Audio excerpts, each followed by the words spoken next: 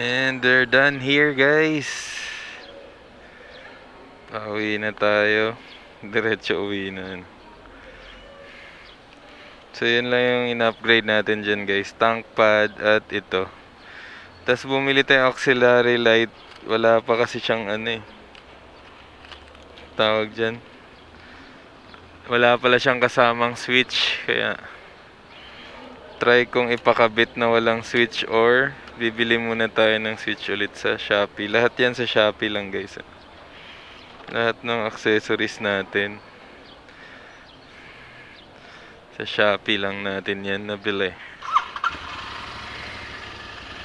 Let's go. So yung battery ko, loose contact lang siguro yun. Hindi ko siya na-on kahapon pero nag-on start siya ngayon yung battery natin dito sa motor na to. So matagal tayong hindi nagmotor, ngayon lang ulit. Siguro isang buwan na mahigit. Sabay ganun. Sobrang tagal, guys. Napakatagal natin hindi nakamotor.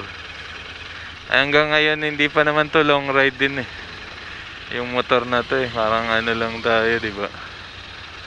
Oh, it's close. Deep shit.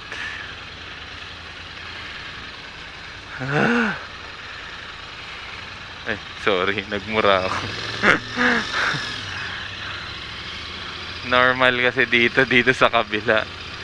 Ngayon, siguro dahil mainit. Lumipat muna sila dito sa side na to. Mainit nga naman ngayon yung panahon. Ako nga, napapamura ako sa init.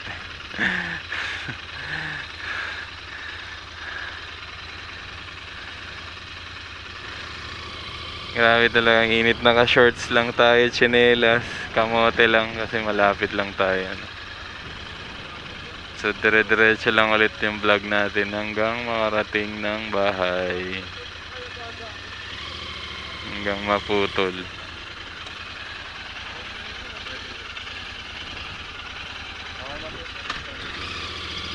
Thank you. Ito yung ginagawa dito sa Ayala Land. Ayala Land yata tawag ito. Ano to Ayala na subdivision. Hindi ko nalimutan ko. Basta may tawag dyan, may makita natin pag uwi na. Pero sa Ayala to, parang Vermosa ganun, or Solinad ng Ayala Land. Ayala pala yun, nakala natin kay Villar, yung Solinad. Nakalagay dun Ayala So iba yung kay Villar, iba rin yung grabe kainit. Tapos ganyan pa kabibilis ng mga sasakyan. Andito tayo sa Kawit, guys. Malapit na sa Kalayaan. Ayan, medyo wala ng traffic. Let's go.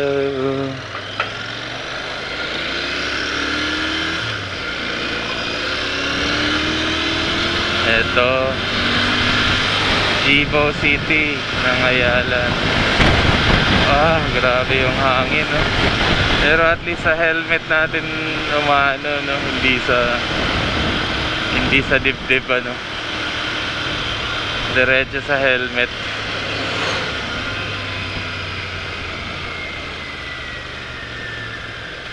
Grabe yung hampas ng hangin.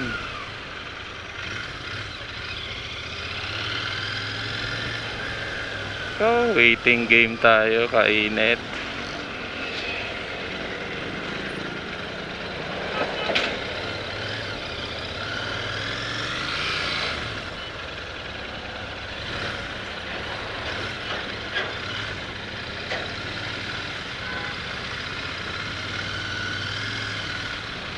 Ganda ng 5-door Jimny, kaso hindi pa siya maalam mag-drive.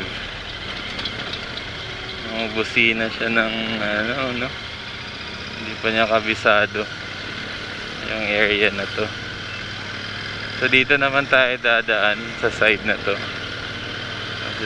Obviously mabilis lang dun sa kabilang side yung pinanggalingan natin na ano, kalsada. Dito naman tingnan natin kung gaano katagal yung biyahe natin. Kasi malayo, para sa akin malayo to at matraffic. Kasi isa, dalawa, tatlo, apat na crossing yung dadaanan natin na medyo may antayang nagaganap. Ang wino-worry ko yung preno ko. Saang hose kaya yung leak dito. Delicades to.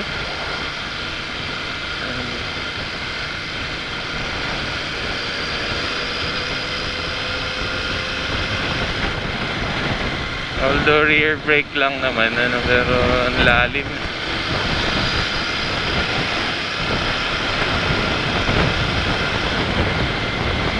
Dadagdagan ko to ng mamaya.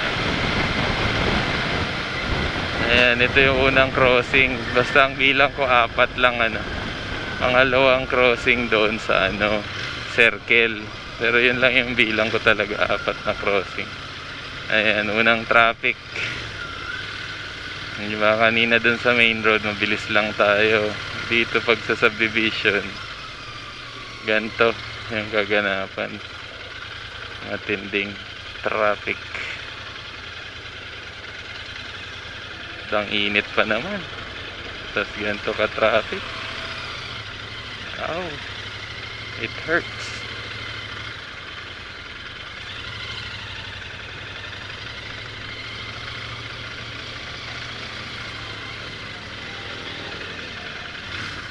Yun, walang nagbibigayan.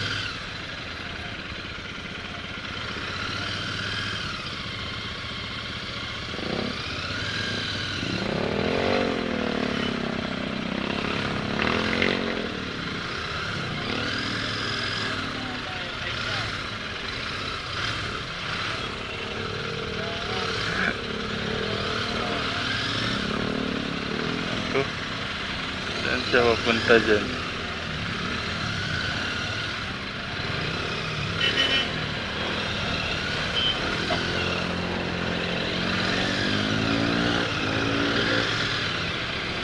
So yun, ito yung crossing Kalayaan. Ay, din siya, Kalayaan mismo. Toklong, Toklong crossing, Toklong. Yung right side nun papuntang Antel Grand, yung left side Toklong. Ito diretso Lancaster. Tapos galing tayo sa main road ng crossing Kalayaan. Tapos nandun yung Kalayaan Police Station, Kalayaan Hospital na dinedevelop yung crossing na yun. So traffic dahil break time siguro nung basta pag ganitong oras sa hapon, yan, itong area na to laging clog. Hindi ko alam kung bakit ganun, nagka-clog yan. Siguro yun, yung parang pag nag-brake yung conductor or yung tao nagta-traffic, gagayahin na lang nila sa Manggahan siguro yung traffic lights. Huwag nilang alisin yung traffic lights, lagyan nila ng traffic lights dyan para salitan. Hindi yung kagaya niyan pag nag-break time yung enforcer, so sobrang init, walang kapalitan. Ilang oras siya bago matapos yung break time niya, di ba? Baka mababa na yung 30 minutes, yung pinakamababa niyang break, 30 minutes. Tapos mag-aantay ka dun ng 30 minutes. Kung di pa tayo sumingit doon, hindi tayo makakaan.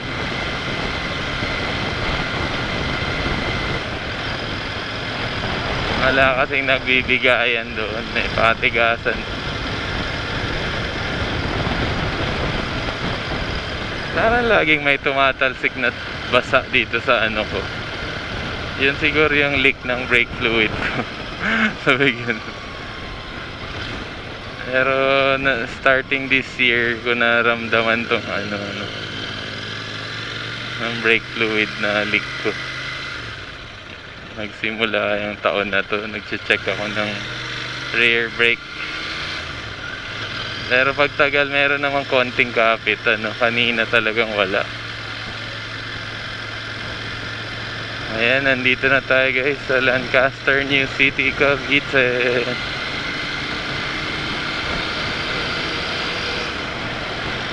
So chill ride pa rin, no? Accelerate pa rin dito, sobrang acceleration na. Tamang acceleration. Oy, tuwang-tuwa ako sa windshield guys. Malaking ambag. Ayun, butas. Hindi siya ay nalimutan natin kung may bibilhin pa tayo dito sa lugar na to. Dire-diretso lang tayo. Malilim kasi kaya gusto natin tumigil dito sa area na to. Ganda ng tulong ng puno. Lumalamig yung hangin pag nadaan ka sa ilalim ng puno. Grabe yung init ngayon, no? March Madness. Parang na talaga. Fire month ang March talaga, totoo. Sobrang init.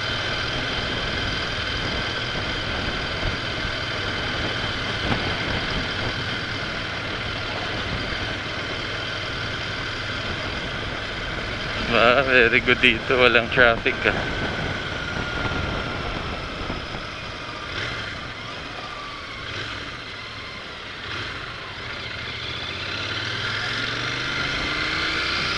Ay, pang ilang crossing pa ba yung binilang ko?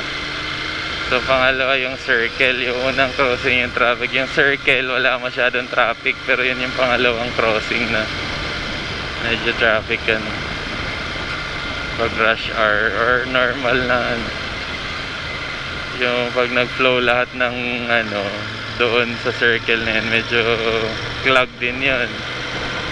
So second na yun. Ang third, ito crossing Navarro tapos ang fourth crossing Pasong Camatsili or hindi ko paano i-pronounce sa Pasong Camatsili, Pascam. So ito na crossing Navarro to at Vincula.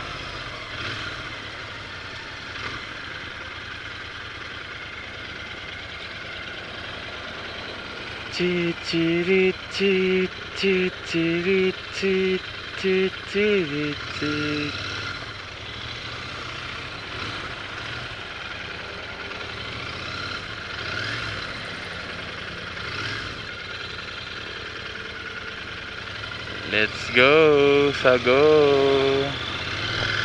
So buti solo lang tayo sa lane natin. Walang nagmamadali. Kaya pinagbigyan na natin lahat. Naiwan tayo, nahuli. Pero sa init na to, ayoko sana magmotor kaso kailangan ma-warm up or natin yung motor masisira to pag di nagagamit. Araw-araw lang naka-start on and off, hindi napapatakbo, masira to. Yun, walang traffic guys. Tamang-tama lang yung biyahe natin. No traffic at all.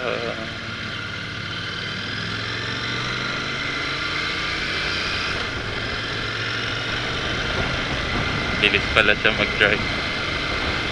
Kala ko mabagal. So bakit ganun? Pag sobrang init, hindi na lang mag-aircon astig yung yung hindi naka-aircon.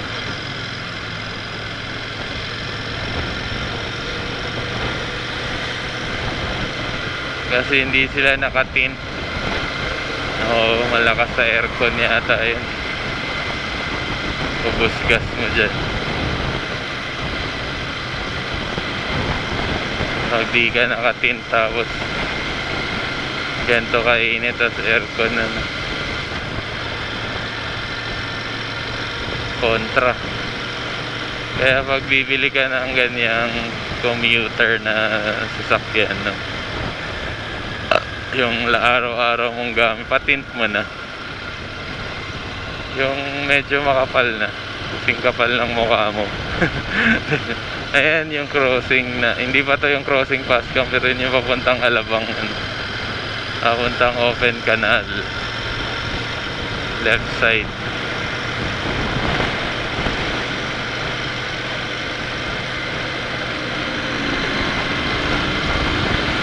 Wow, sarap. Dati pinipiga din yung dibdib ko eh. Ngayon pinipiga ko, helmet ko na lang yung may hangin, no? Ang galing. Laking tulong talaga nitong windshield natin na nasa Shopee to, guys.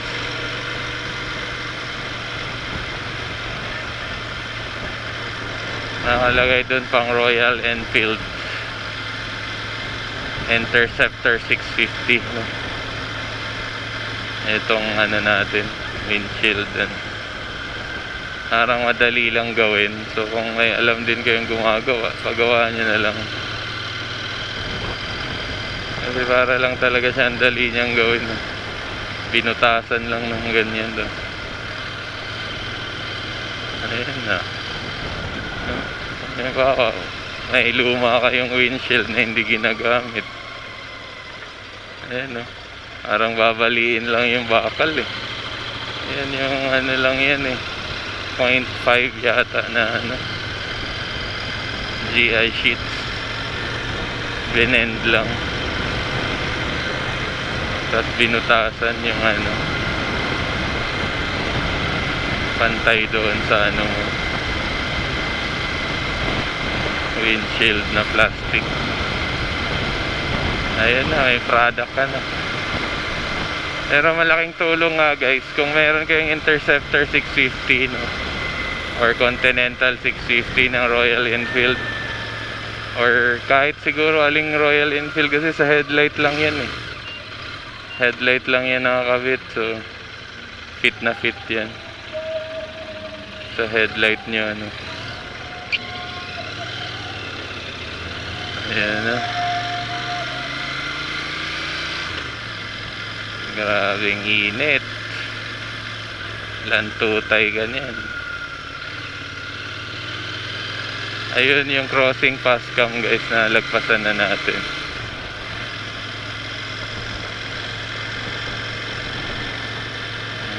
And we're here. Dito tayo sa side na to nakatira. Ay, malapit na sa Tansa.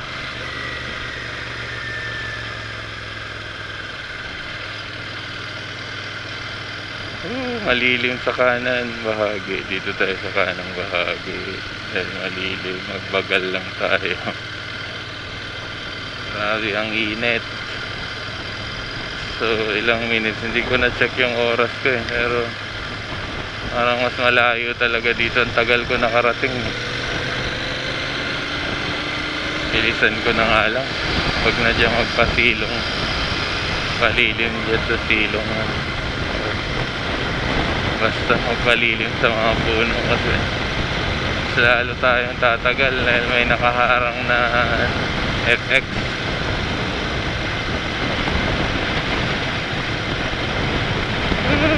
Na-miss ko tong ganitong pagdadrive, ano.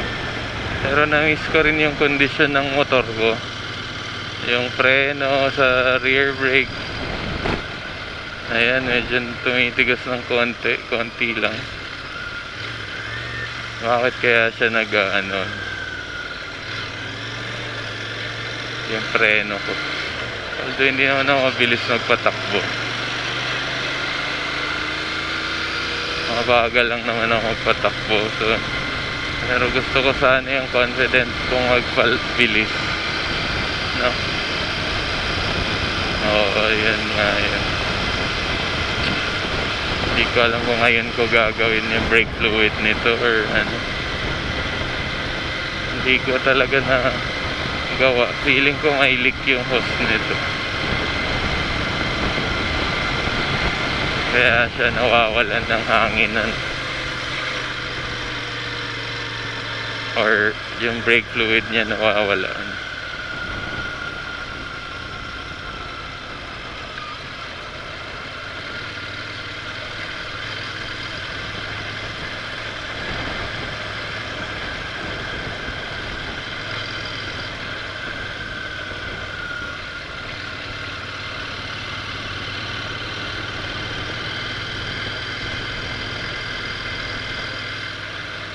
Salamat sa panonood guys, no? Babush.